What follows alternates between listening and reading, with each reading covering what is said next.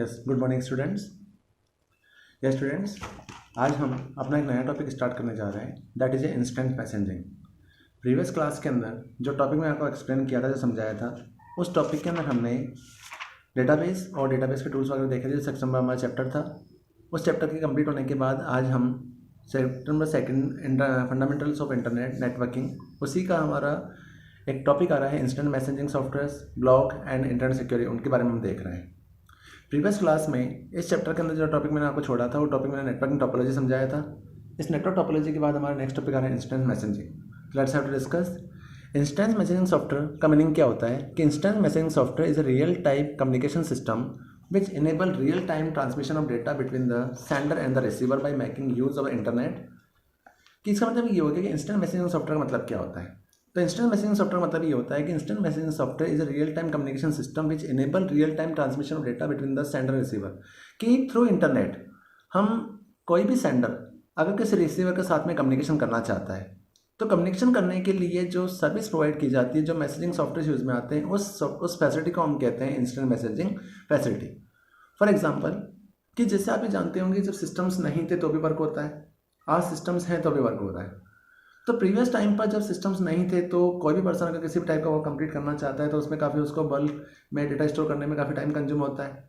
दूसरी चीज़ ये होती है कि उसकी स्टोरेज कैपेसिटी लो होती है, और सबसे बड़ा जो रीज़न जनरेट होता था वो ये हमारा टाइम कंज्यूमिंग का आता था कि आज अगर हम किसी वर्क को 5 मिनट्स के अंदर कंप्लीट कर रहे हैं, लेकिन अगर हम उसी वर्क को बिना किसी सिस्टम के यूज करते हैं, तो उस वर्क को कंप्लीट करने में काफ़ी टाइम कंज्यूम होता है। इसी प्रॉब्लम को सॉर्ट आउट करने के लिए आज हम सिस्टम का यूज करते हैं, तो सिस्टम से हमारा वर्क बहुत ईजी हो जाता है और फास्ट हो जाता है। इसी टाइप से जब हम किसी पर्सन को मैसेज भेजना चाहते हैं, किसी पर्सन से कम्युनिकेशन करना चाहते हैं और नेटवर्किंग अवेलेबल नहीं है, तो हमारा टाइम कंज्यूम होता है। बट इस टाइम को सेव करने के लिए आज मार्केट में कई तरह के मैसेजिंग सॉफ्टवेयर अवेलेबल हैं, टूल्स अवेलेबल हैं, जिनके थ्रू आप नेटवर्किंग का यूज करके आप किसी भी पर्सन से इजीली कम्युनिकेट कर सकते हैं और आपस में ट्रांसमिशन कर सकते हैं। तो सेंडर वो पर्सन होता है जो मैसेज को भेजता है, और रिसीवर वो पर्सन होता है जो मैसेज को रिसीव करता है।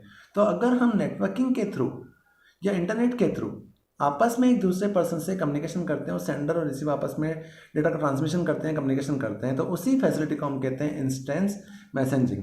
और इसी मैसेजिंग को यूज करने के लिए जो सॉफ्टवेयर यूज में आते हैं, उस सॉफ्टवेयर को हम कहते हैं मैसेजिंग सॉफ्टवेयर। जब हम my making use of internet types of messaging software available, कि जब हम मैसेजिंग सॉफ्टवेयर का यूज करते हैं, तो जो सॉफ्टवेयर होते हैं मैसेजिंग सॉफ्टवेयर 2 टाइप के होते हैं। एक होते हैं एप्लीकेशन बेस्ड सॉफ्टवेयर, एक होते हैं वेब बेस्ड सॉफ्टवेयर। तो एप्लीकेशन बेस्ड सॉफ्टवेयर मतलब होता है कि instant messaging software is a download and install on the local computer, user computer is called the application based software, and instant messaging software is access using the web browser is called the web based application software. तो इसका मतलब ये होता है कि बेटा, जैसे आपको प्रीवियस क्लास में ध्यान होगा, जब मैंने नेटवर्किंग पढ़ाई थी, तो नेटवर्किंग के केस में पढ़ाते समय मैंने आपको चीज़ समझाई थी कि सॉफ्टवेयर जो होते हैं वो 2 टाइप के होते हैं। उन 2 टाइप के सॉफ्टवेयर में एक होता है सिस्टम सॉफ्टवेयर, एक होता है एप्लीकेशन सॉफ्टवेयर।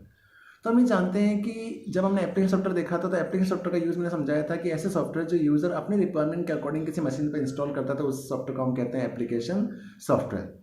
फर्दर में डिस्कस किया था कि एप्लीकेशन सॉफ्टवेयर जो होते हैं वो रिक्वायरमेंट के अकॉर्डिंग, यूटिलाइजेशन के अकॉर्डिंग 2 टाइप के होते हैं। एक होते हैं जनरल पर्पज एप्लीकेशन सॉफ्टवेयर, एक होते हैं स्पेसिफिक पर्पज एप्लीकेशन सॉफ्टवेयर। तो इन्हीं 2 कैटेगरीज के अलावा मैंने आपको एक टॉपिक और समझाया था कि किसी भी सॉफ्टवेयर को उनकी यूटिलाइजेशन के बेस पर, उनकी जो स्कोप होता है उस स्कोप के बेस पर 2 सेक्शन में डिवाइड किया होता है, जिनमें एक सॉफ्टवेयर होता है विंडोज़ बेस्ड एप्लीकेशन सॉफ्टवेयर, एक होता है वेब बेस्ड एप्लीकेशन सॉफ्टवेयर। तो विंडोज़ बेस्ड एप्लीकेशन सॉफ्टवेयर ऐसे सॉफ्टवेयर होते हैं जो किसी लोकल सिस्टम पर इंस्टॉल होते हैं। इट मीन जिन्हें हम local software, desktop application software भी कहते हैं।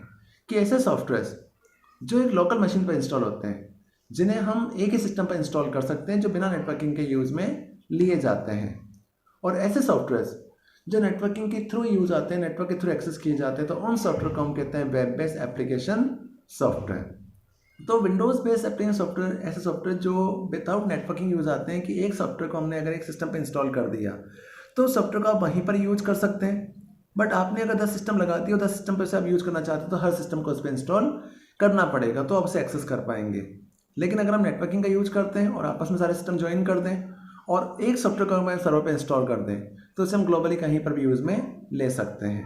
उसी टाइप से इंस्टेंट मैसेजिंग सॉफ्टवेयर को भी 2 कैटेगरी में डिवाइड किया हुआ। उनमें से पहले सॉफ्टवेयर होता है एप्लीकेशन बेस्ड, कि ऐसे सॉफ्टवेयर जिन्हें हम एक सिस्टम पर इंस्टॉल कर दें, यूजर मशीन पर इंस्टॉल कर दें, उसे नेटवर्क के थ्रू कहीं पर भी कम्युनिकेट कर सकें, यूज कर सकें, एक्सेस कर सकें।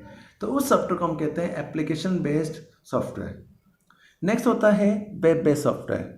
वेब बेस्ड का मतलब होता है instant messaging software access using the web browser, कि कई बार हमें किसी सॉफ्टवेयर को सिस्टम पर इंस्टॉल नहीं करना है और हम वेब ब्राउजर नेटवर्किंग का यूज करके उस सॉफ्टवेयर को यूज कर रहे हैं, तो उस सॉफ्टवेयर को हम कहते हैं वेब बेस्ड एप्लीकेशन सॉफ्टवेयर।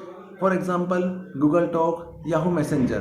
तो ये सारे कुछ ऐसे सॉफ्टवेयर हैं जो नेटवर्किंग के लिए यूज़ में लिए जाते हैं, कम्युनिकेशन के लिए यूज़ में लिए जाते हैं। तो इन सॉफ्टवेयर को हम कहते हैं इन्हें हम कहते हैं मैसेजिंग सॉफ्टवेयर। इन्हीं मैसेजिंग सॉफ्टवेयर जब हम यूज करते हैं तो आज हमारे पास टॉपिक आता है कि आखिर इन मैसेजिंग सॉफ्टवेयर में बेनिफिट्स क्या मिलते हैं, आखिर हम उनको यूज क्यों करते हैं।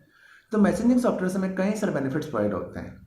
पहला बेनिफिट ये होता है कि text message can be send to one और मोर पर्सन्स, कि हम इन मैसेजिंग सॉफ्टवेयर का यूज करके किसी भी पर्सन से टेक्स्ट मैसेजिंग कर सकते हैं, आपस में कम्युनिकेशन कर सकते हैं।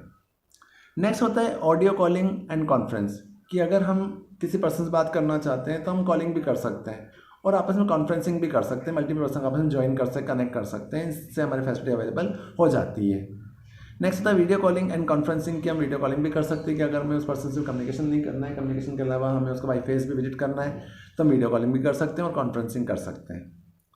नेक्स्ट बहुत बड़ा फीचर यूज़ में आता है फाइल ट्रांसफ़र, कि आप इन मैसेजिंग सॉफ्टवेयर के थ्रू हम किसी वीडियो, किसी क्लिप, किसी फोटो या किसी इमेज वगैरह को हम आपस में शेयर कर सकते हैं, ट्रांसफ़र कर सकते हैं। तो फाइल ट्रांसफ़र फैसिलिटी अवेलेबल होती है। और लास्ट आता है मैसेज हिस्ट्री, कि अगर हम ये चाहते हैं कि हमने क्या क्या टॉकिंग की है या क्या किस तरह के हमने कम्युनिकेशंस किए हैं, तो उनकी हिस्ट्री भी हम रिकॉर्ड कर सकते हैं, उन्हें हम वापस देख भी सकते हैं और आपस में कई बार प्रूफ के थ्रू यूज़ में ले सकते हैं। तो ये सारे फीचर्स इसमें यूज़ में लिए जाते हैं। इसका मतलब ये हो गया कि आज नेटवर्किंग टाइम है, हर पर्सन ये चाहता है कि हम आपस में एक दूसरे से पर्सन से कम्युनिकेशन कर सकें, ट्रांसमिशन कर सकें। तो ट्रांसमिशन करने के लिए हम इंस्टेंट मैसेजिंग फैसिलिटी को यूज़ में ले सकते हैं, आपस में कम्युनिकेशन कर सकते हैं। इसी कम्युनिकेशन फैसिलिटी के बाद, इंस्टेंट मैसेजिंग फैसिलिटी के बाद, हमारे चैप्टर का नेक्स्ट टॉपिक आता है ब्लॉक सर्विस। प्रीवियस क्लासेस के अंदर हम ब्लॉक सर्विस के बारे में पढ़ चुके हैं, थोड़ा सा इसके बारे में वापस देखते हैं। तो ब्लॉक सर्विस का मतलब क्या होता है? तो ब्लॉग सर्विस का मतलब होता है कि blog is a type of website usually maintain by an individual person. It contain regular entries of commentary, description, events और सम और other material such as graphics and audio. का मतलब ये हो गया कि ब्लॉग का मतलब क्या है। तो ब्लॉग का मतलब ये होता है कि बेसिक फॉर्मेट में अगर कोई पर्सन अपने व्यूज़ को, अपने आइडियाज़ को नेटवर्किंग के थ्रू आपस में शेयर करना चाहता है और किसी पर्सन के कम्युनिकेशन करना चाहता है और अपनी व्यूज़ को एक तरह से एडवर्टाइजमेंट करना चाहता है, तो एडवर्टाइजमेंट करने के लिए हम ब्लॉग सर्विस का यूज कर सकते हैं।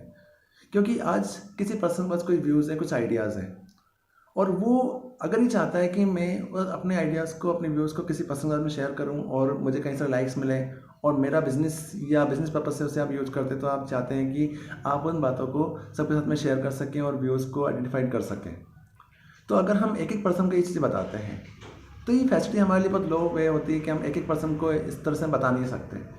बट आज हम जानते हैं कि नेटवर्किंग एक ऐसा ग्लोबल मीडियम है जिस मीडियम के थ्रू आप इंटरनेट का यूज करके आप अपनी इंफॉर्मेशन को मल्टीपल पर्सन्स पर विद इन ए सेकेंड आप ट्रांसफ़र कर सकते हैं और कम्युनिकेट करा सकते हैं।